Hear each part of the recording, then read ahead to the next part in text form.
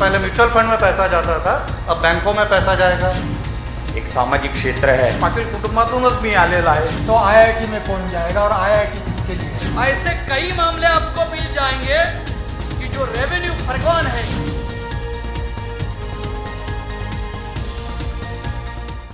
तथागत को वंदन, डॉक्टर बाबा साहब अम्बेडकर को अभिवादन, मंच पर उपस्थित आप सब लोग और आप सबको साधुवाद, विनम्र अभिवादन। हम लोग बजट पर चर्चा कर रहे हैं। आप सब लोगों को मालूम है कि हाथी और 7 अंधे की कथा आप सब लोगों को परिचित है कि वो हाथी को कैसा देखते हैं। आम आदमी बजट पर तो बात करता ही नहीं, मगर जो बजट पर बात करते हैं वो कैसी बात करते हैं। जो इनकम टैक्स देता है वो बोलता है कि इनकम टैक्स में कितनी कमी होगी।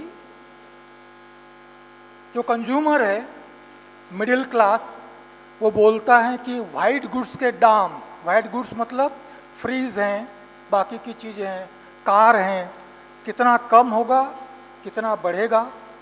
उद्योजक हैं, वो देखता है कि मेरे लिए इस बजट में क्या है, मेरा मुनाफा बढ़ाने के लिए, मेरे व्यापार का विस्तार, उद्योग का विस्तार होने के लिए इसमें कितना दिया है। मजदूर हैं, वो बोलता है कि भाई मुझे 1 किलो अनाज और ज़्यादा मिलने के लिए कोई सुविधा इसमें दी गई है। जो बेरोज़गार हैं वो सोचता है कि क्या मेरे रोज़गार के लिए इस बजट में कुछ है। तो ऐसा जो वर्ग है, आदमी जिस वर्ग को बिलोंग करता है उस वर्ग की दृष्टि से वो बजट की तरफ देखता है। मगर मैं शायद ये प्रयास करूँगा कि इस बजट को समग्र दृष्टि से आपके सामने रख सकूँ। सर्वप्रथम मैं सुश्री मायावती जी की प्रतिक्रिया आपके सामने रखता हूँ कि इस बजट के बारे में मायावती जी क्या कहती हैं। इस बजट में पिछड़ा वर्ग एवं अल्पसंख्याक कहीं भी नहीं है। पिछले सरकार ने गरीबों के लिए कम से कम 2 निवालों की व्यवस्था की थी। यह सरकार तो उनके संबंध में एक शब्द भी नहीं कहती है। यह सुश्री मायावती जी की प्रतिक्रिया है। 1991-1992 3 बातों के लिए ये साल जाना जाता है। इस साल 6 दिसंबर को 92 में बाबरी मस्जिद का पतन हुआ था। इसी साल पंचायत राज की नई व्यवस्था लागू हुई थी और इसी साल नरसिम्हा राव गवर्नमेंट में मनमोहन सिंह अर्थमंत्री थे। उन्होंने मुक्त अर्थव्यवस्था का स्वागत किया था। भारत में मुक्त अर्थव्यवस्था लागू हुई थी। नरसिम्हा राव, मनमोहन सिंह, देवेगौड़ा की सरकार आई, उसके बाद में गुजराल की सरकार आई, उसके बाद में फिर वाजपेयी जी की सरकार आई, उसके बाद में मनमोहन सिंह की सरकार आई और अब नरेंद्र मोदी की सरकार आई। आर्थिक नीति में कोई भी परिवर्तन नहीं हुआ है। चाहे अर्थमंत्री मनमोहन सिंह हो, प्रणब मुखर्जी हो, चिदम्बरम हो, यशवंत सिन्हा हो, या वो एक सिंह थे जो अभी बीजेपी में नहीं है, उनका नाम मैं याद नहीं आ रहा हूँ। कोई भी अर्थमंत्री हो, कोई भी प्रधानमंत्री हो, कोई भी पक्ष सत्ता में हो, अर्थव्यवस्था की दृष्टि से कोई परिवर्तन नहीं हुआ है। इसलिए इस बजट पर जो प्रतिक्रिया है वो बड़ी मजेदार है। स्वामीनाथन अंकलेसरिया एक बड़े जाने माने अर्थशास्त्री हैं और प्रो मार्केट इकोनॉमी है, प्रो ग्लोबलाइजेशन है। वो कहते हैं कि P Chidambaram's budget with saffron lipstick. क्या कहते हैं वो? P Chidambaram's budget with saffron lipstick. भगवी लिपस्टिक लगाकर पी चिदम्बरम का बजट प्रस्तुत किया गया है। स्वामीनाथन अंकलेसरिया। केजरीवाल कहते हैं कि जिसने भी इनका भाषण सुना होगा जेटली का, यदि वो आंख बंद कर कर भाषण सुनते तो उनको लगता कि चिदम्बरम बोल रहे हैं। यदि वो आंख बंद कर कर भाषण सुनते तो उनको लगता कि चिदम्बरम बोल रहे हैं। पी चिदम्बरम बोलते हैं कि मोदी जी कह रहे थे कि मैं कांग्रेस मुक्त भारत चाहता हूं, परंतु अरुण जेटली जी को कांग्रेस मुक्त बजट भी प्रस्तुत नहीं कर सके। तो यह प्रतिक्रियाएं हैं। यह चुनाव के बाद 2014 का साल बड़ा ही महत्वपूर्ण वर्ष है।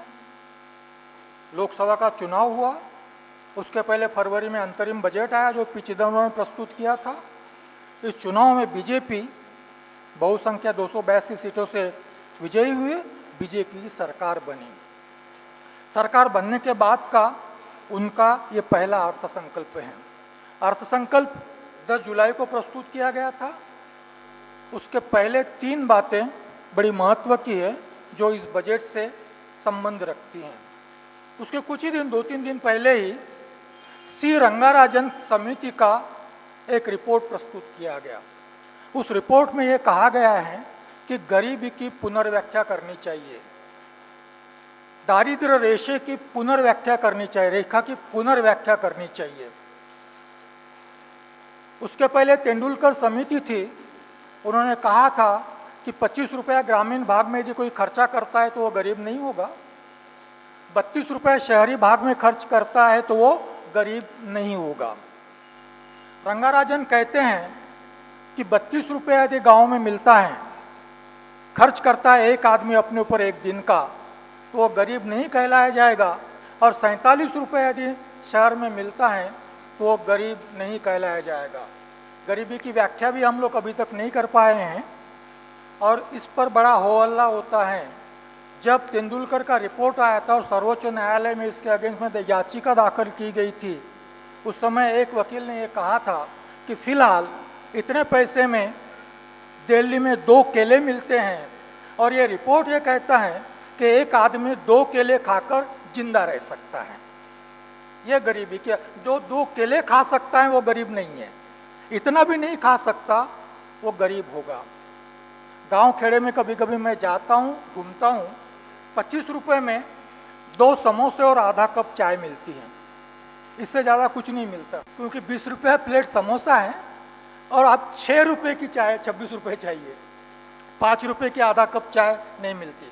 और ये सरकार कहती है कि इसमें आदमी जिंदा रह सकता है, इसमें आदमी जिंदा रह सकता है और इतना जिसको मिलता है वो गरीब नहीं है। ये सरकार की नीति है। हाँ? तो रंगाराजन रिपोर्ट के अनुसार आज भारत में 36 करोड़ 30 लाख लोग बिलो पॉवर्टी लाइन हैं। मैं ढूंढ रहा था इस बजट में कि इन लोगों के लिए क्या है। 36 करोड़ 30% लोग, मैं ढूंढ रहा था इस बजट में कि इन लोगों के लिए क्या है। नरेगा है, करो 100 दिन काम और जिंदा रहो साल भर, नरेगा है। मगर यह बजट के फिगर्स को 2 प्रकार से देखा जाता है। एक तो दिए हुए फिगर्स और दूसरा पिछले साल की तुलना में कुछ ज्यादा दिया गया है क्या, और यदि ज्यादा है तो पिछले साल जो कीमतें थी उसकी तुलना में यदि महंगाई बढ़ गई है तो रियली कितना इंक्रीज हुआ है। रिलेटिव और एक प्रकार से सापेक्ष और निरपेक्ष देखा जाता है। तो यह बजट में ये कहा गया है कि नरेगा पर पैसा बढ़ा है मगर वास्तव में कम हुआ है। तो मैं ढूंढ रहा था कि 36 करोड़ लोगों के लिए इस बजट में क्या है। दूसरा डॉक्यूमेंट प्रकाशित किया गया, रेलवे बजट आया। इसके पहले 1 दिन पहले 2 दिन पहले रेल बजट आया। रेल बजट में कुछ भी किराया नहीं बढ़ाया गया। खुशी की बात है, मगर उसके पहले ही 8 दिन पहले रेल बजट में 14.5% किराया बढ़ाया गया और 6.5% माल भाड़ा बढ़ाया गया।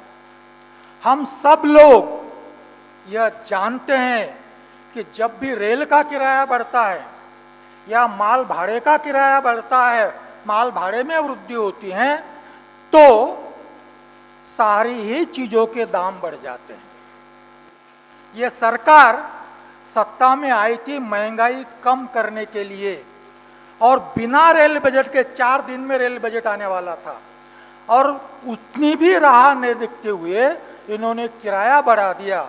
और ख्याल में रखिए कि इस बढ़ोतरी से सब आदमी सरीखे प्रभावित नहीं होते।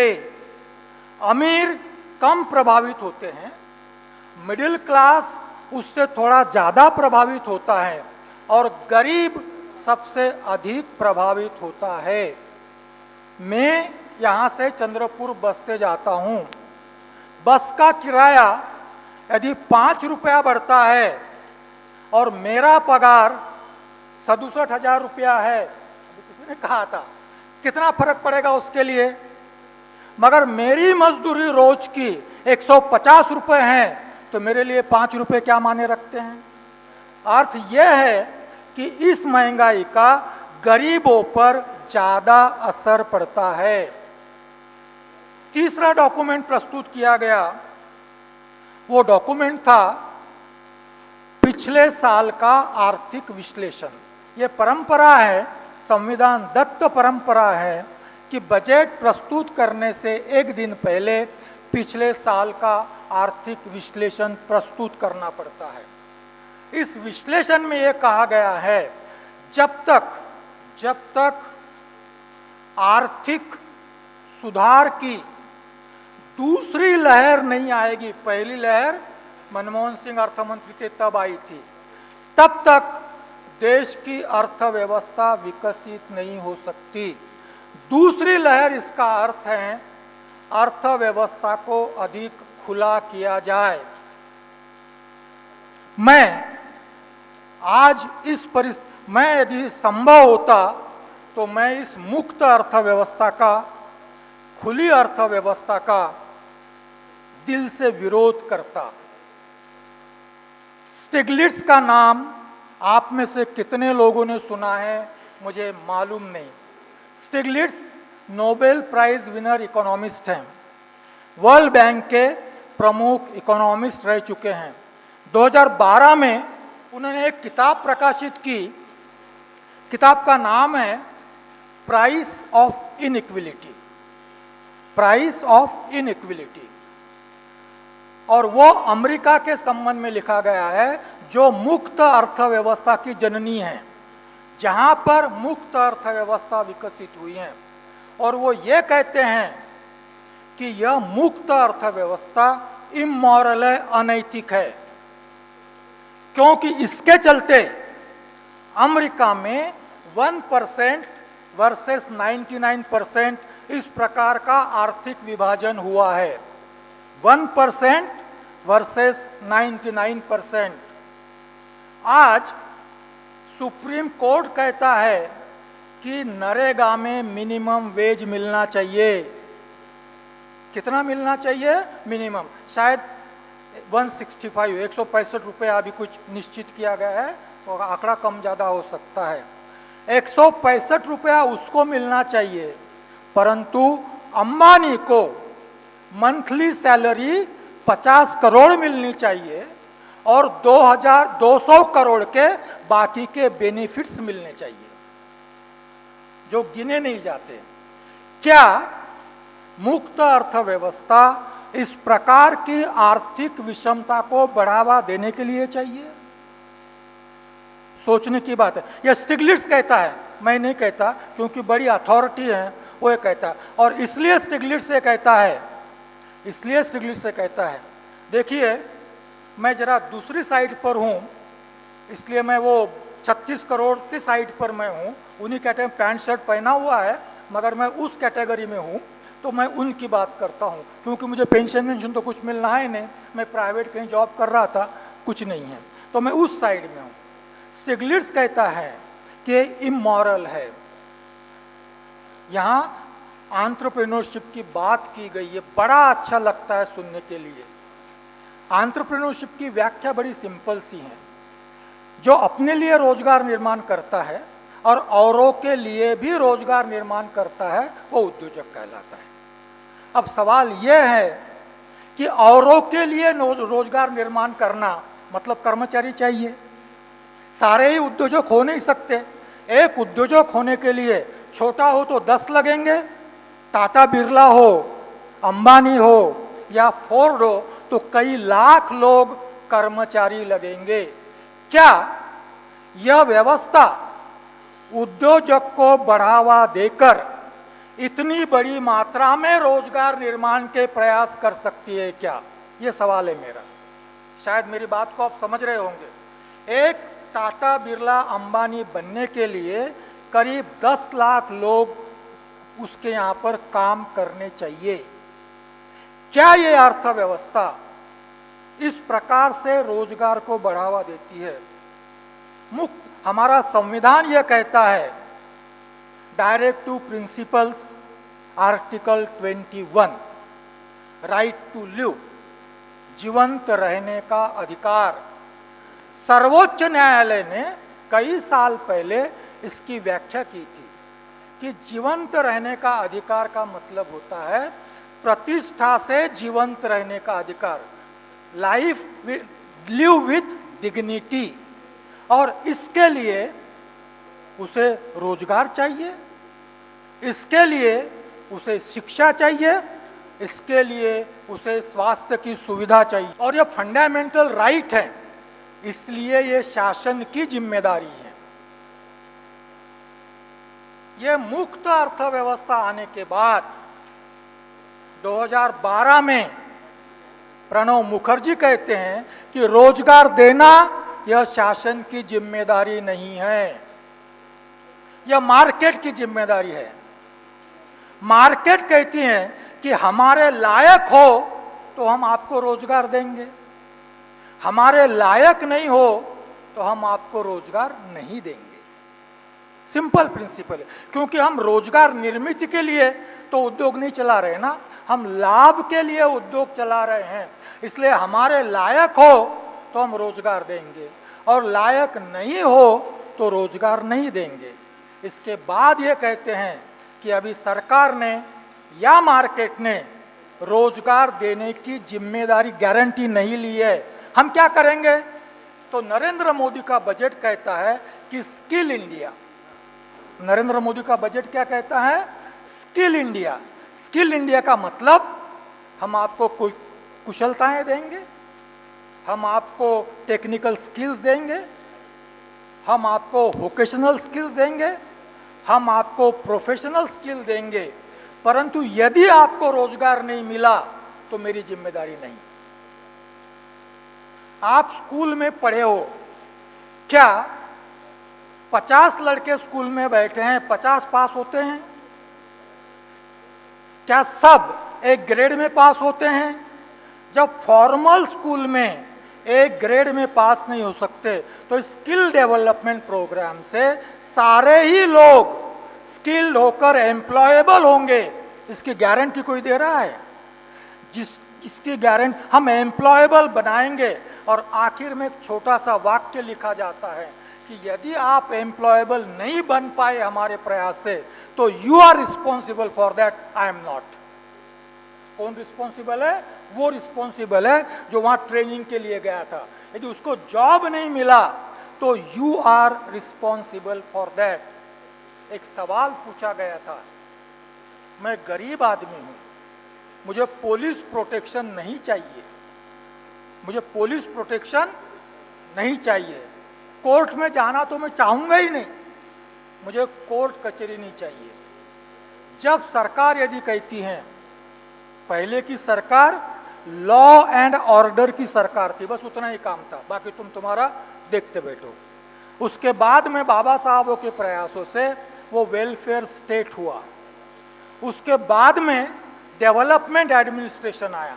आज सरकार सिर्फ वेलफेयर नहीं, आज डेवलपमेंट की बात करती है। और ऐसी स्थिति में एक गरीब आदमी पूछता है कि यदि मुझे आजीविका नहीं मिलेगी, यदि मेरे बच्चों को शिक्षा नहीं मिलेगी, यदि मेरे बच्चों को स्वास्थ्य की सुविधाएं नहीं मिलेगी, यदि मुझे पीने के लिए पानी नहीं मिलेगा, यदि मेरे घर में एक बिजली का बल्ब नहीं लग सकेगा, तो ये सरकार मुझे क्यों चाहिए? गरीब आदमी के लिए जब सरकार ये नहीं दे सकती, तो उस गरीब आदमी के लिए सरकार क्यों चाहिए? इसका जवाब आपको देना है।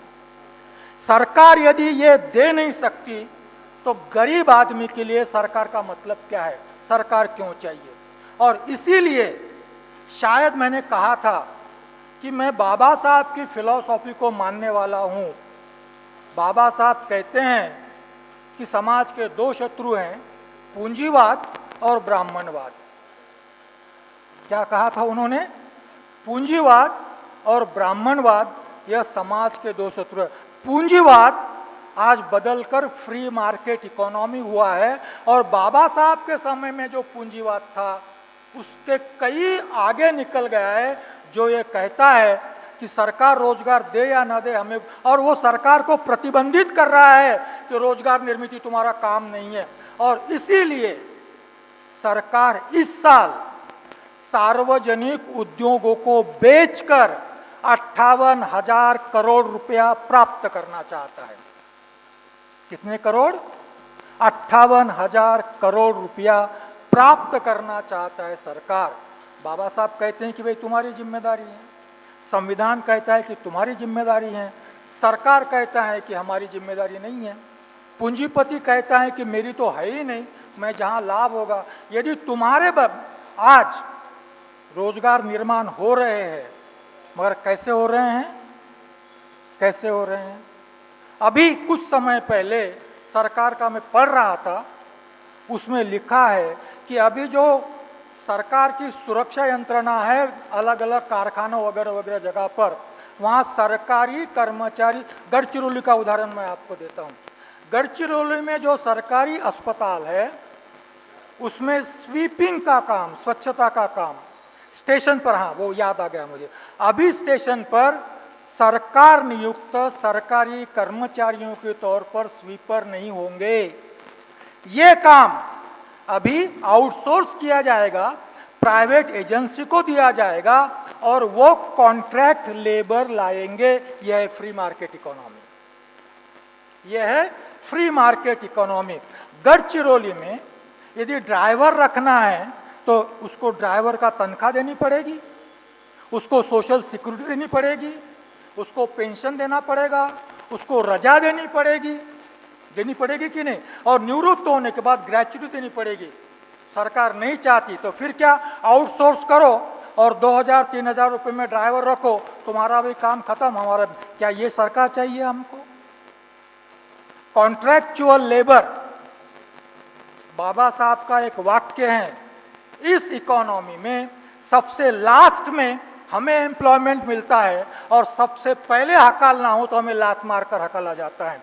यह है फ्री मार्केट इकोनॉमी। इसलिए स्टिग्लिट्ज कहता है कि जब तक शासन का हस्तक्षेप नहीं होगा, जब तक इस इकोनॉमी पर शासन का नियंत्रण नहीं होगा, तब तक यह अर्थव्यवस्था अनैतिक अर्थव्यवस्था, अनैतिक इकोनॉमी आर्थिक विषमता बढ़ाएगी, बेरोजगारी बढ़ाएगी और लोगों के दुखों का कारण होगी।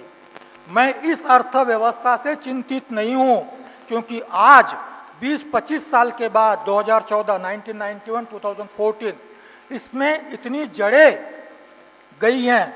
शायद बीएसपी की सरकार आए तो अर्थव्यवस्था बदल सकती है, अन्यथा कोई होप नहीं है। और बाकी कोई, क्योंकि उनके ही अभी केंद्र में सत्ता नहीं है, बाकी सब आकर गए हैं।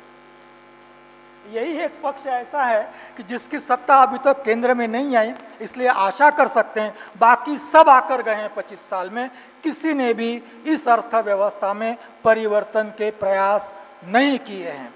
इसलिए स्टिग्लिट्ज़ जैसा आदमी ये कहता है कि अर्थव्यवस्था, मैं चिंतित इससे नहीं हूँ क्योंकि बदलने की संभावना मुझे बड़ी क्षीण लगती है। अभी 5 साल तो कोई चांस है नहीं, 5 साल तो अभी 2019 तक तो कोई चांस है नहीं, 19 के बाद देखेंगे बदलने की मैं चिंतित इसलिए हूँ और उद्योजक इसलिए खुश हैं। प्रतिक्रियाएं आपने पढ़ी होगी, प्रतिक्रियाएं पढ़िए। सारा ही उद्योग जगत बजट का स्वागत करता है, सारा ही उद्योग जगत। और जो उद्योग जगत को बिलोंग नहीं करते और जो बीजेपी को बिलोंग नहीं करते, वो सारे ही लोग बजट का स्वागत नहीं करना चाहते। पढ़िए आप प्रतिक्रिया, मैं क्या बोल रहा हूं समझ में आ रही है बात मेरी? सारा ही उद्योग जगत बजट का स्वागत करता है, मगर उद्योग जगत के बाहर जो लोग हैं और जो बीजेपी के नहीं हैं, वो सारे ही लोग बजट का स्वागत नहीं करते, नहीं करना चाहते। क्यों?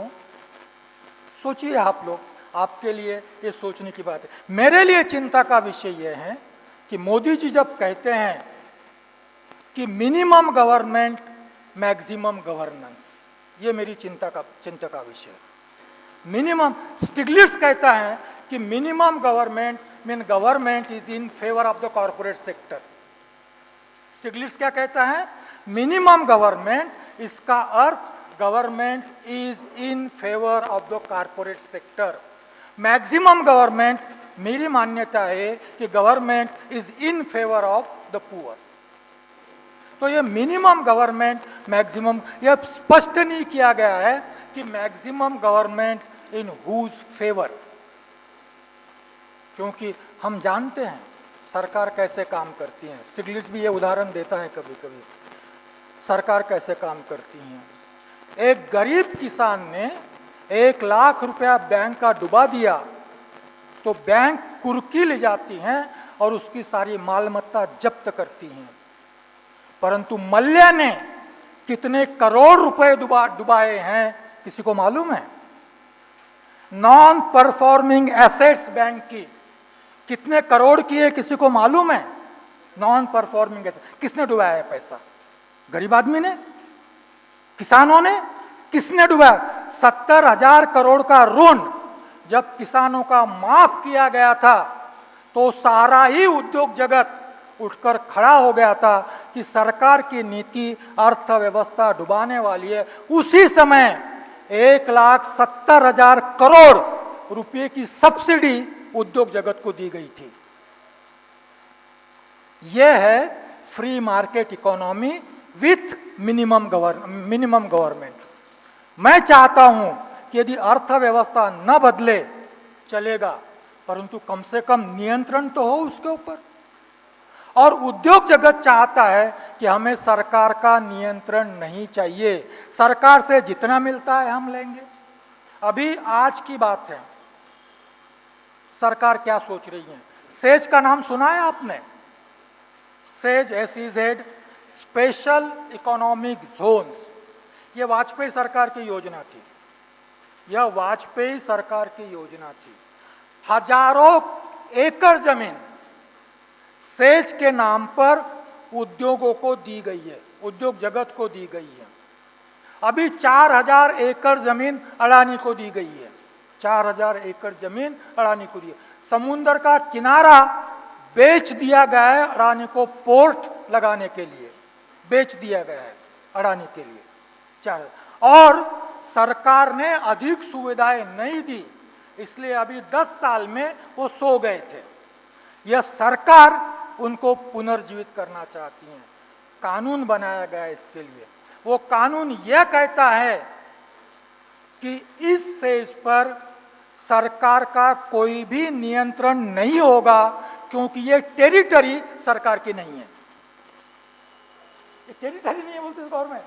जैसे एक विदेशी दूतावास होता है, अमेरिकन दूतावास है, वहां इस सरकार का कानून नहीं चलता, अंदर बाहर चलता है, अंदर नहीं चलता कानून। वैसे ये क्षेत्र इनको दिए गए हैं। ये मैं आज की बात न्यूज है, मैं पढ़ के बताता हूँ आपको। Atal Bihari Vajpayee led NDA government had originally proposed to exempt SEZ and its units in these zones from the country's labor laws, arguing that they were technically outside Indian jurisdiction. It is written here. They are technically outside Indian jurisdiction. Indian jurisdiction. राज्य में राज्य निर्माण करना, इसके लिए says बनाया गया। मगर जब इसके बाद में कांग्रेस की सरकार आई तो लेबर लॉज से उनको छूट नहीं देनी चाहिए, ये कांग्रेस ने किया। आज ये सरकार है बीजेपी की, वो बोलती है कि उनको लेबर लॉज से भी छूट दी जानी चाहिए। ये सेज है, आज की न्यूज है। चलेगा हम लोगों को? नहीं, वो मुझे जवाब नहीं चाहिए, मैं सिर्फ सोचने की बात आप लोगों को कर रहा हूं। इकोनॉमिक बजट जो होता है, प्रत्येक, अभी हम लोग जो वंदना संघ में बैठते हैं, कभी कभी आपकी जानकारी के लिए बता दूं कि 2007 में हम लोगों ने एक मासिक शुरू किया है, मैगजीन धम्मघोष, जो आज तक चालू है, और तब से लेकर तो अब तक हम हर अंक में बजट का विश्लेषण करते हैं। ये परंपरा हम लोगों ने शुरू की है और जब भी अवसर मिलता है तो आप लोगों से बात करते हैं बजट पर। अच्छी बात है कि यहाँ इतने बड़ी संख्या में लोग बजट पर भाषण सुनने के लिए आए हैं, ये बड़ा अच्छा संकेत है। वैसे ही बात करते करते, मेरे मित्र ने कही शायद वो बात करते करते ऐसी वंदना संघ में बजट पर बात हो रही थी, तो पहली प्रतिक्रिया ये थी कि भाई सरदार वल्लभ भाई पटेल के स्टैचू के लिए 200 करोड़ का प्रावधान किया गया है, बाबा साहब के स्टैचू के लिए क्यों नहीं? ये पहली प्रतिक्रिया थी। क्या नरेंद्र मोदी की सरकार बाबा साहब की इकोनॉमिक पॉलिसी लागू करने के लिए सत्ता में आई है? मेरा सवाल है आप लोगों से, क्या नरेंद्र मोदी की सरकार बाबा साहब की इकोनॉमिक फिलॉसफी लागू करने के लिए आई है? इसका जवाब नहीं ऐसा है। क्यों? क्योंकि कोई भी पक्ष सत्ता में जब आता है तो उसकी अपनी आर्थिक नीति होती है, उसकी अपनी सामाजिक नीति होती है, उसका अपना संगठन होता है, उसके अपने उद्देश्य है। और वाजपेयी से लेकर नरेंद्र मोदी तक फ्री मार्केट इकोनॉमी यह इकोनॉमिक पॉलिसी है। बाबा साहब की यह पॉलिसी नहीं है। फ्री मार्केट इकोनॉमी यह पॉलिसी नहीं है, क्योंकि उन्होंने ये नहीं कहा होता कि पूंजीवाद हमारा सबसे बड़ा दुश्मन है, और उन्होंने ये भी नहीं कहा होता, ये भी कहा होता कि हमें स्टेट सोशलिज्म चाहिए। आज बाबा साहब उस डॉक्यूमेंट में स्टेट्स एंड माइनॉरिटीज में लिखते हैं, इंश्योरेंस, इसका प्राइवेटाइजेशन कभी भी नहीं होना चाहिए, लिखा है स्टेट्स एंड माइनॉरिटीज में। इस सरकार ने 49% तक प्राइवेट इन्वेस्टमेंट को अनुमति दी है। Do you know it? और ये मांग रहे हैं 51%, ये मांग रहे हैं 51%, क्योंकि 51% मतलब टोटल ओनरशिप। सिंपल लॉजिक है ना, 51% मीन्स टोटल ओनरशिप। सरकार का 2% भी हस्तक्षेप इन लोगों को नहीं चाहिए। बाबा साहब कहते हैं संविधान में आर्टिकल 19B और C, सार्वजनिक मालमत्ता, नैसर्गिक साधन संपत्ति पर इस समाज का स्वामित्व है और उसको बाधा नहीं आए, इस प्रकार से अर्थव्यवस्था संचालित करनी चाहिए। सी उसके भी आगे है। सी यह कहता है कि किसी भी प्रकार से प्राकृतिक साधन संपत्ति का स्वामित्व किसी निजी क्षेत्र में कॉन्सेंट्रेट नहीं हो, निजी क्षेत्र में केंद्रित नहीं हो, जिसके चलते आम आदमी के हितों को बाधा उपस्थित हो। इस प्रकार की अर्थनीति इस दिशा में नहीं लागू है संविधान में। क्या सेज के नाम पर, क्या आर्थिक विकास के नाम पर, क्या मार्केट इकोनॉमी के नाम पर सार्वजनिक संपत्ति का, नैसर्गिक साधन संपत्ति का केंद्रीकरण नहीं हो रहा है? क्या ये बजट इस दृष्टि से बाबा साहब की इकोनॉमिक फिलॉसफी के अगेंस्ट नहीं है? हम लोगों के लिए यह सोचने की बात है। मैं ये कहना चाह रहा था आपसे कि बीजेपी सत्ता में आई, आज विश्लेषण किया जा रहा है कि बीजेपी ने सत्ता में आने की तैयारी 1925 से की थी। बराबर है क्या खोबरागढ़े साहब? 1925 क्यों भाई? 1925 को आरएसएस का जन्म 1925 में हुआ था। आरएसएस का जन्म 1925 में होता। तो आज विश्लेषक ये कहते हैं, तो पहला एजेंडा क्या? पहला एजेंडा, क्योंकि बीजेपी को शुरू से ही व्यापारियों की पार्टी कहा जाता था। व्यापारी और ब्राह्मण ये दो उनके मुख्य आधार स्तंभ है, इनकी पार्टी कहा जाता है उनको। तो मुक्त अर्थव्यवस्था, गुजरात मॉडल, बड़ी तारीफ की जाती है गुजरात मॉडल की, बहुत तारीफ, अच्छी बात है। देखिए दो बातें हैं, इकोनॉमिक ग्रोथ और economic development, two things are entirely different, don't mix them, don't confuse with their meanings. Economic growth और इकोनॉमिक डेवलपमेंट ये दो अलग अलग बातें हैं।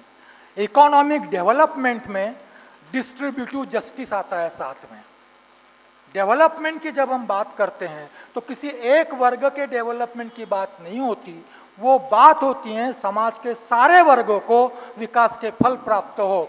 और यहाँ कहते हैं इक्वल डिस्ट्रीब्यूशन की बात नहीं कर रहा हूँ मैं, अगेन कंफ्यूज मत होना, इक्वल डिस्ट्रीब्यूशन की बात नहीं कर रहा हूँ मैं, न्याय वितरण की बात कर रहा हूँ, समान वितरण की बात नहीं कर रहा हूँ, न्याय वितरण की बात कर।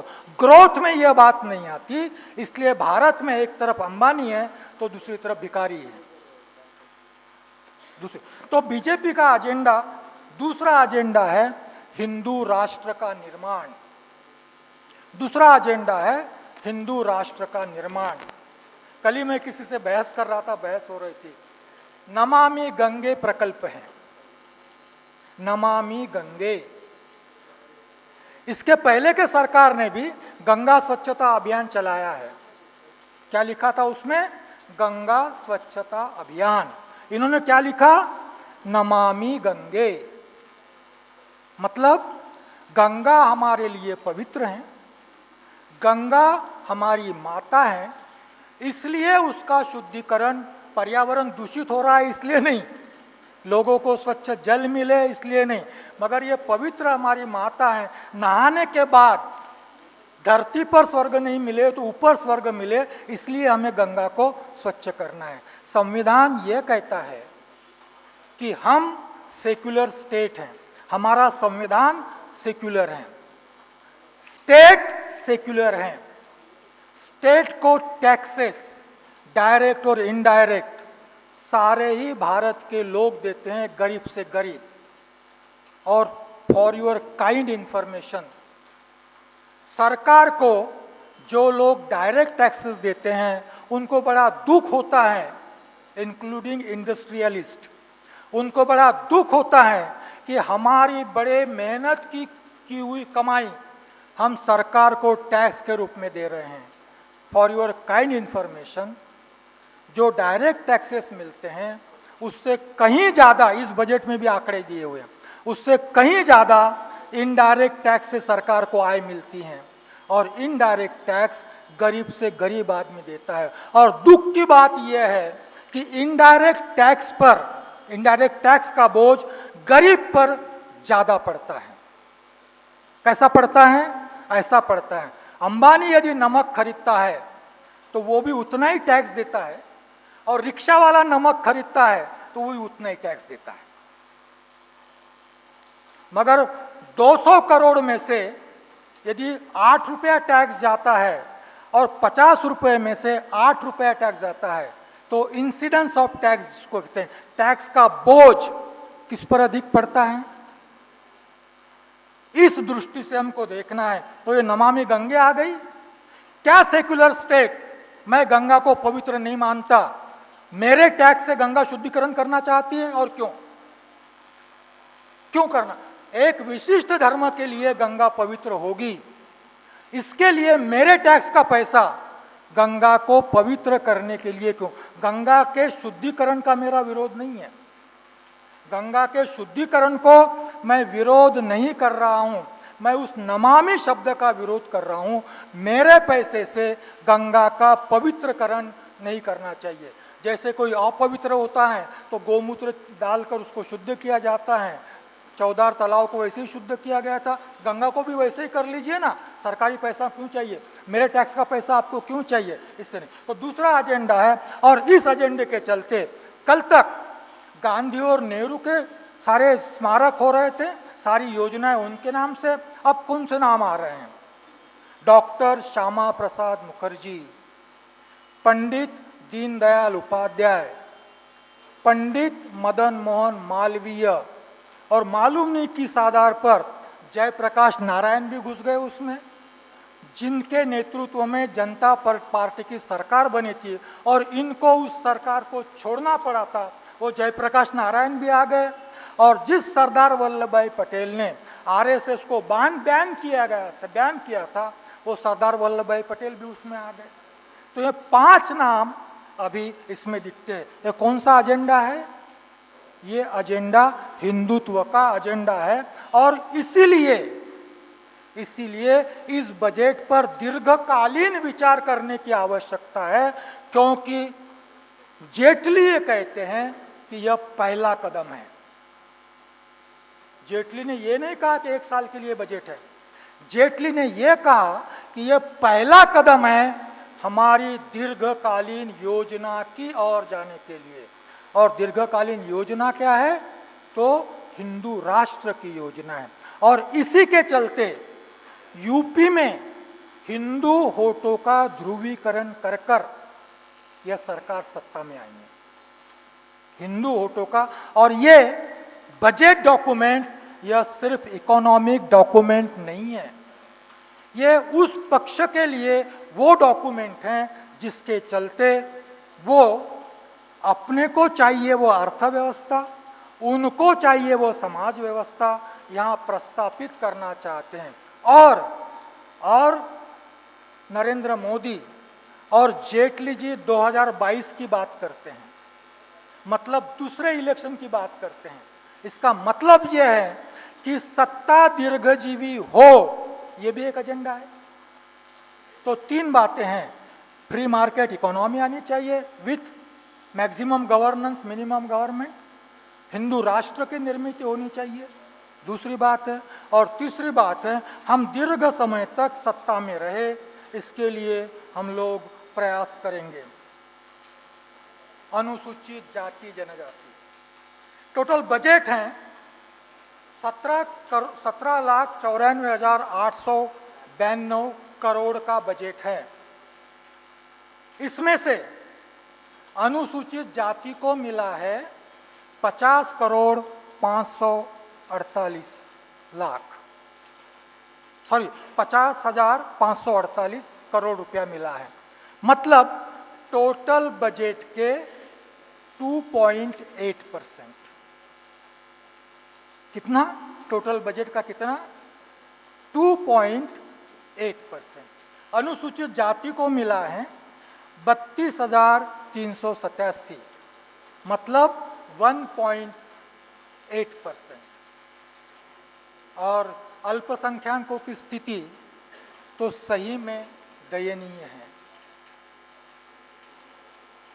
282 में, ये बताएंगे मेरे मित्र शेवड़े जी, 282 में एक भी मुस्लिम नहीं है। 282 में एक भी मुस्लिम नहीं है, और यहाँ पर उनके लिए सिर्फ 100 करोड़ का प्रावधान है, और वो भी मदरसा का मॉडर्नाइजेशन करने के लिए। फिर कंट्रोवर्सी है, मुस्लिम चाहेंगे, मदरसा उनके लिए धार्मिक संस्था भी है। संविधान यह कहता है कि धर्म स्वातंत्र्य है, किसी भी धर्म संस्था में सरकार ने यदि एंटी नेशनल एक्टिविटीज होती हो तो जरूर हस्तक्षेप कीजिए, कोई प्रॉब्लम नहीं है। तो मदरसा का modernisation, what do you mean? Nobody knows it. कौन क्या कहना चाहता है? एक इंटरेस्टिंग बात, हम लोग तो वैसे भी गिनती में नहीं है ना, हम लोग अनुसूचित जाति जनजाति वैसे भी गिनती में नहीं है। यह बजट 16,000 शब्दों का स्पीच है, ये 116,000 और सबसे लंबा है अब तक के इतिहास में। अब तक के इतिहास में सबसे लंबा व्याख्यान दिया है 2 घंटे 13 मिनट का। इसमें से अनुसूचित जाति के लिए सिर्फ 94 वर्ड्स हैं, ए के मिलाकर, ए एंड डी मिलाकर 94। और मैंने पढ़ के देखा तो मुझे 25 सेकंड का टाइम लगा। अनुसूचित जाति का प्रावधान पढ़ने के लिए मुझे सिर्फ 25 सेकंड लगे। कितने लगे? 20। और जनजाति के लिए तो 13 सेकंड पर्याप्त है। मुस्लिमों को तो 5 सेकंड, अल्पसंख्यकों के लिए तो 5 सेकंड पर्याप्त थे। ये हमारी स्थिति इस बजट में है। तो इस प्रकार से यदि हम देखते हैं कि टोटल बजट हमने देखा है, अभी हम जब इसको अपने ढंग, सारे ही उद्योग जगत ने इसका स्वागत किया है। हम जब इसको देखते हैं तो 2-4 बातें मैं और कहना चाहूँगा। मिलिंद कांबळे जी की प्रतिक्रिया मेरे पास है, मैं उसको नहीं पढ़ूंगा। मिलिंद कांबळे जी और सुखदेव थोरात, इन्होंने अर्थ संकल्प का स्वागत किया है। और मिलिंद कांबळे की जी को प्रतिक्रिया मैंने पढ़ी है, उन्होंने स्वागत इसलिए किया है क्योंकि वो कहते हैं कि मीडियम लेवल और medium and small scale industries के लिए इस बजट में जो प्रावधान किए गए हैं, उन प्रावधानों का उन्होंने स्वागत किया है। और उनकी मान्यता ऐसी है कि इन प्रावधानों के चलते, क्योंकि medium and small scale industries में मेजॉरिटी जो लोग हैं वो शेड्यूल कास्ट इन्वॉल्व हैं, और इन प्रावधानों के चलते रोजगार की बड़ी मात्रा में निर्मित हो सकती हैं, इसलिए उन्होंने इस बजट का स्वागत किया है। दूसरे हैं सुखदेव जी थोरात, जिन्होंने भी इस बजट का स्वागत किया है। वो कहते हैं कि भाई शिक्षा के लिए जो प्रावधान किए गए हैं उससे मैं संतुष्ट हूँ। बाकी और कोई प्रतिक्रिया मैंने उनकी नहीं पढ़ी, सिर्फ मैंने इतना ही पढ़ा। अब वो शिक्षा क्षेत्र से है, शायद यूजीसी के चेयरमैन रह चुके हैं, इसलिए उन्होंने शिक्षा का प्रावधान पढ़ा होगा। तकलीफ ये है, मेरी तकलीफ ये है कि मेरा संविधान ये कहता है कि शिक्षा मेरा अधिकार है। सिर्फ प्राथमिक शिक्षा नहीं, उच्च और व्यावसायिक शिक्षा भी। और जिस गति से शिक्षा का निजीकरण और व्यापारीकरण हो रहा है, अभी कल परसों की बात है, एक सादा पुलिस कांस्टेबल है, उसके बच्चे को 11वीं के लिए अच्छे स्कूल में एडमिशन चाहिए थी, रेसिडेंशियल फैसिलिटी के साथ। सपने देखते हैं, देखना चाहिए, अच्छी बात है। उसको लगा कि स्कूल में यदि मैं प्रवेश दे दूं मेरे बच्चे को, तो मेरा बच्चा शायद कारपोरेट सेक्टर में जॉब मिलने के लायक हो सकेगा, क्योंकि सरकार में तो अभी जाना नहीं है ही नहीं, जॉब तो कहाँ से जाएंगे। तो उसको 2.5 लाख रुपया देना पड़ा। अब एक पुलिस कांस्टेबल में ये 2.5 लाख रुपया कहाँ से लाया होगा? प्रोविडेंट फंड से कर्जा लिया होगा और सोर्स से। कहने का मतलब ये है कि हम महाराष्ट्र के स्तर पर एक आंदोलन चला रहे हैं। देखिए क्या कहता है सुप्रीम कोर्ट का जजमेंट, क्या कहता है 2002-3 का सुप्रीम कोर्ट का जजमेंट आया था टीएमए पई के केस में। उसके बाद में जजमेंट आया पीए इनामदार के केस में, और उसमें बीच में एक जजमेंट आया इस्लामिक एकेडमी में। सुप्रीम कोर्ट कहता है कि education is for private good. हम पुनर्जन्म, आत्मा, स्वर्ग में विश्वास नहीं करते, मगर आज यदि कहीं है ज्योतिबा फुले, आज कहीं है शाहू जी महाराज, आज कहीं है डॉक्टर BR अम्बेडकर, तो जब ये सुप्रीम कोर्ट का जजमेंट सुनेंगे तो बोलेंगे कि ये संविधान मैंने बेकार बनाया, जिसके चलते मैंने ये सुप्रीम कोर्ट बनाया। और ऐसे जज हैं जो कहते हैं education is for private good. ये सरकार भी मानती है कि education is for private good, और इसलिए कहती हैं कि those who want they must pay, those who want they must pay. And those who can't pay they should not go to the school. जो पे नहीं कर सकते वो कहाँ जाएंगे? कारपोरेशन के स्कूल में जाएंगे, जहाँ कुत्ता बैठता है, जहाँ सुअर बैठते हैं, जहाँ रात में गाय जाकर बैठती हैं, वहाँ जाकर बैठेंगे। जिला परिषद के स्कूल में जाएंगे। और यदि आंगनवाड़ी में भेजना है तो यहाँ फुकट का खाने को मिलता है, मुफ्त में खाने को मिलता है, उस आंगनवाड़ी में जाएंगे। मगर जो खरीद सकते हैं उनका बच्चा आंगनवाड़ी में नहीं जाएगा, उनका बच्चा कहाँ जाएगा? तो बनवारीलाल पुरोहित का जो स्कूल है, क्या बोलते हैं उसको, हाँ, भवन, भारतीय विद्या भवन में जाएगा, या श्रीकांत जिचकार ने जो स्थापित किया है सांदीपनी में जाएगा, यहां जाएगा। और यहां जाने के बाद स्टिग्लिट्ज़ से कहता है कि इस फ्री मार्केट इकोनॉमी ने गरीबों को, अमेरिका में गरीबों को शिक्षा से वंचित किया है। उनको जो शिक्षा मिलती है वो सब स्टैंडर्ड है, और ये सब स्टैंडर्ड शिक्षा के चलते उनको कभी भी अच्छे जॉब्स नहीं मिल सकते। मेरा एक दोस्त है, वो कहता है, मोदी जी ने ये एग्जाम्पल दिया था, मेरा एक दोस्त है वो कहता है कि भाई मैं डबल MA हूँ, मुझे जॉब नहीं मिलता। मोदी जी पूछते हैं कि तुझे क्या आता है, वो कहता है मैं डबल MA हूँ। मोदी जी पूछते हैं उसको कि तुझे क्या आता है। समझ रहे मेरी बात को आप? डबल MA की जरूरत नहीं है बोलता, वो 12वीं के बाद में जाओ, पेंचिस पकड़ो, पाना पकड़ो, गैरेज में जाओ, यहाँ जाओ, वहाँ रोजगार आपको मिल जाएगा। आपने ये काम करना है। आप प्रोफेशनल इंस्टीट्यूट्स में नहीं जाएंगे, आप हायर एजुकेशन में नहीं जाएंगे, आप एडमिनिस्ट्रेटर्स नहीं बनेंगे, आप उद्योग क्षेत्र में CEO नहीं बनेंगे, क्योंकि वहाँ तक जाने के सारे दरवाजे इस एजुकेशन सिस्टम ने बंद कर दिए हैं। कुछ लोग फॉर्चुनेट है जिसकी सेकंड और थर्ड जनरेशन स्कूल में जा रही हैं हमारे समाज में से। मेरी बात ध्यान से सुनिए, जिसकी सेकंड और थर्ड जनरेशन स्कूल में जा रही हैं वो अपने बच्चों को कहीं भी पढ़ा सकते हैं। मगर जिसकी फर्स्ट जनरेशन स्कूल में जा रही है, जिस परिवार की, उनका कोई भी भवितव्य इस व्यवस्था में नहीं है, इस शिक्षण व्यवस्था में नहीं है।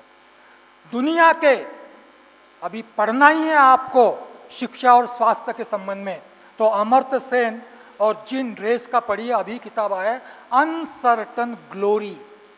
भारत के विकास को वो क्या कहते हैं? Uncertain glory. और उस किताब में वो लिखती हैं कि दुनिया में जितने भी विकसित और विकसनशील अर्थव्यवस्थाएं हैं, उनकी बुनियाद शिक्षा और स्वास्थ्य की सेवाएं आम आदमी तक पहुंचने में है। जिस देश की अर्थव्यवस्था ने शिक्षा और स्वास्थ्य की सुविधाएं आम आदमी तक पहुंचाई है, उस व्यवस्था का विकास हुआ है। जिस व्यवस्था ने ये नहीं किया, वह व्यवस्था आज भी वैसे ही है। IIT खोल रही है सरकार, मगर 12वीं तक पहुंचने की सुविधा ही नहीं है, तो IIT में कौन जाएगा? और IIT किसके लिए है? IIM खोल रही है सरकार, मगर 12वीं में वो क्वालिफाई हो ही नहीं सकता, तो ये IIM किसके लिए है? कभी ये कहा जाता था, नेहरू जी और राम मनोहर लोहिया का लोकसभा में डिबेट हुआ था कि लोगों को रोटी नहीं मिलती तो लोगों ने केक खाना चाहिए। क्या कहा था जवाहरलाल नेहरू ने? लोगों को रोटी नहीं मिलती, लोहिया जी ने बोला लोगों की रोजी 3 आने हैं या 5 आने हैं। इस पर डिबेट चल रहा था उस समय, 3 आने आने में थे। तो उन्होंने कहा कि रोटी नहीं मिलती तो बोले केक खाना चाहिए। जो बच्चा पढ़ेगा ही नहीं 12वीं तक, तो हम चाहते हैं सारे ही सभ्य समाज में, यदि भारत अपने आप को सभ्य कहलाता है तो, या भारत यह कहता है कि शिक्षा सिर्फ उस वर्ग को मिलनी चाहिए जो खरीद सकता है, तो मालूम नहीं। परंतु भारत यदि अपने आप को सभ्य कहलाता है तो सारे ही सभ्य समाज में शिक्षा की जिम्मेदारी शासन लेती है। प्राइवेट स्कूल्स है, प्राइवेट स्कूल्स है, नहीं है ऐसा नहीं है। जो प्राइवेट में जाना चाहेंगे जाएंगे, परंतु बाकी जो जहाँ भी पढ़ना चाहिए, यदि उसके लिए पात्र हैं तो शिक्षा की जिम्मेदारी शासन लेती है। यहाँ एक बात ध्यान में रखनी चाहिए, वहाँ पर प्राइवेट स्कूल में अलग प्रकार की शिक्षा और सरकार समर्थित स्कूल में अलग प्रकार की शिक्षा, इस प्रकार का गुणवत्ता में भेद नहीं है। हमारी व्यवस्था में ये गुणवत्ता का भेद है। इसलिए एक तरफ आंगनवाड़ी चलती है तो उसी समय दूसरी तरफ सांदीपनि स्कूल में कॉन्वेंट चलती है। कौन सा बच्चा कहाँ जाएगा? शिक्षा के क्षेत्र में यह भेदभाव हमें जहां है वहीं रखने के लिए निमित्त है। सरकार संविधान का भंग कर रही है। 4 नवंबर 1948 के भाषण में बाबा साहब ने कहा है कि यदि संविधान में कोई भी परिवर्तन न कर भी एडमिनिस्ट्रेटिव स्ट्रक्चर में बदलाव लाकर संविधान को विकृत किया जा सकता है। यह प्रक्रिया आज शुरू है। कांग्रेस के जमाने भी यह प्रक्रिया शुरू थी। हमारी मान्यता यह है कि बजट के फिगर क्या बढ़ा क्या नहीं बढ़ा ये बात की बात है। हमारी मान्यता यह है कि भाई हम लोग गरीब लोग हैं। यदि आप हमें रोजगार नहीं दे सकते, यदि आप हमें शिक्षा नहीं दे सकते, यदि आप हमें स्वास्थ्य नहीं दे सकते, तो इस प्रकार के सरकार की हमारे लिए कोई भी मान्यता नहीं है। हम चाहते हैं कि बजट चाहे कोई भी पेश करे, मगर वो संविधान की शपथ लेकर आता है और संविधान के बाहर नहीं जाएगा। यदि संविधान ने हमारे जो मौलिक अधिकार दिए हैं, संविधान में जो directive principles of state policy दी है, यदि उसका अवलंब ये शासन नहीं कर सकता तो ये बजट हमारे किसी भी काम का नहीं है। इस बजट को हम स्वीकार नहीं कर सकते, भले ही इसका विरोध हम नहीं कर पाएंगे। तो इस प्रकार से इस बजट की तरफ हम लोगों को देखना चाहिए।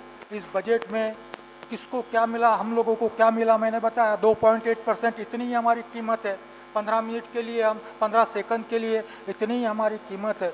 तो इस प्रकार से यह स्थिति है जिस स्थिति को हम लोगों को समझना है। अंतिम बात मैं एक कहूँगा कि फ्री मार्केट इकोनॉमी जब तक नियंत्रित नहीं होगी तब तक इस देश की आर्थिक समस्या नहीं जाएगी। भले ही हम फ्री मार्केट इकोनॉमी के विरोध में हो, परंतु आज वो नष्ट नहीं हो सकती। मगर सरकार ने अपनी जिम्मेदारी से मुक्त नहीं होना चाहिए। रोजगार चाहिए, रोजगार निर्माण करना यह प्राइवेट उद्योग की जिम्मेदारी नहीं है। हर समस्या का हल प्राइवेटाइजेशन नहीं होता। दुनिया में ये सिद्ध हुआ है कि हर समस्या का हल प्राइवेटाइजेशन नहीं होता। आज वॉल स्ट्रीट से लेकर तो कैरो तक युवा पीढ़ी खड़ी हो रही है सरकार के विरोध में, इस मार्केट इकोनॉमी के विरोध में। और भारत का दुर्भाग्य यह है कि भारत के इंटेलेक्चुअल्स जिन इंटेलेक्चुअल्स ने इस वर्ग की पैरवी करनी चाहिए, जिन इंटेलेक्चुअल्स में उस आम आदमी की पैरवी करनी चाहिए, जिस इंटेलेक्चुअल ने उस वंचितों की पैरवी करनी चाहिए, वो आज इस बजट का स्वागत कर रहे हैं। बड़े दुख की बात है कि आज वो इस बजट का स्वागत कर रहे हैं। मैं इस बजट को इस ढंग से देखता हूँ।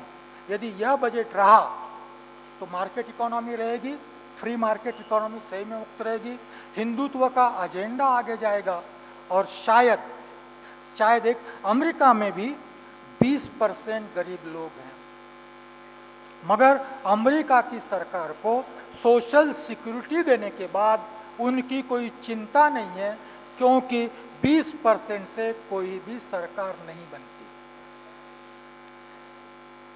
किसी समय में विधानसभा के इलेक्शन में बाला साहब ठाकरे जी ने कहा था, मुस्लिमों को कहा था, हमें तुम्हारे वोट्स की आवश्यकता नहीं है।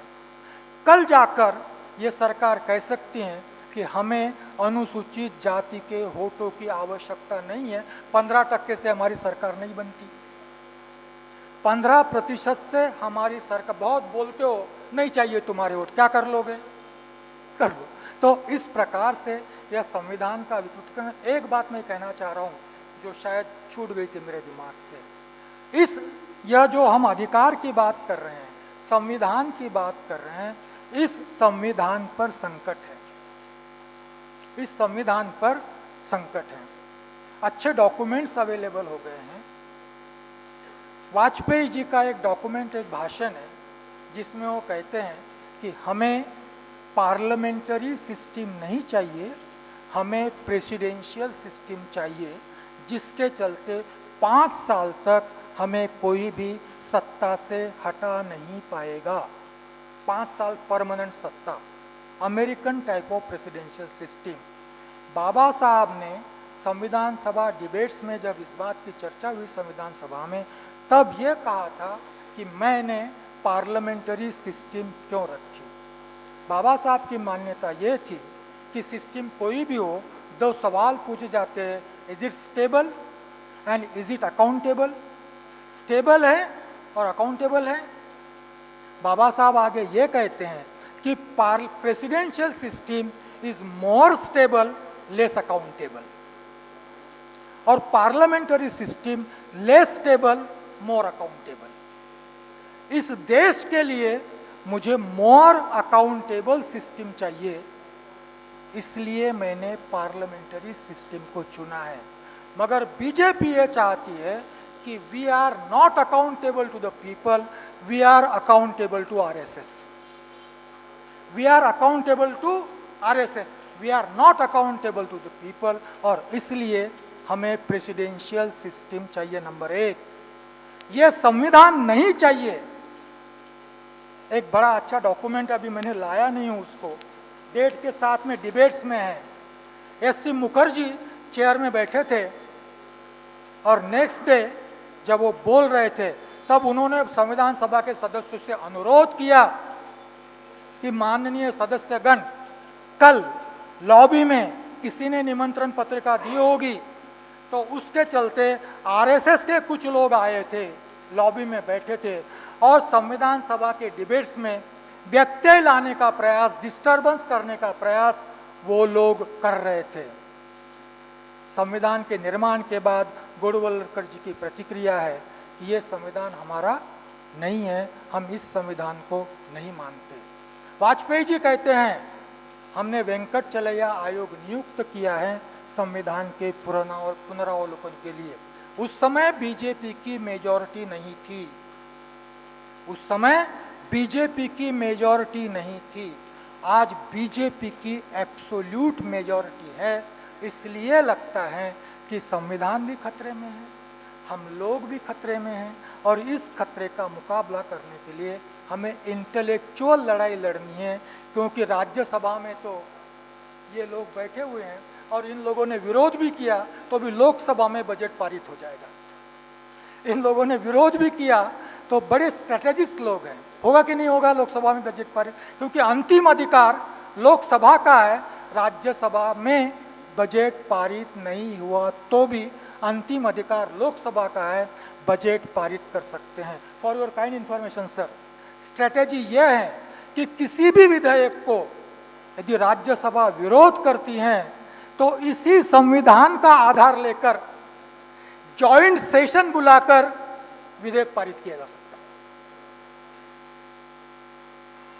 जॉइंट सेशन लेकर विधेयक पारित किया जा सकता है और जॉइंट सेशन में एनडीए की मेजॉरिटी है।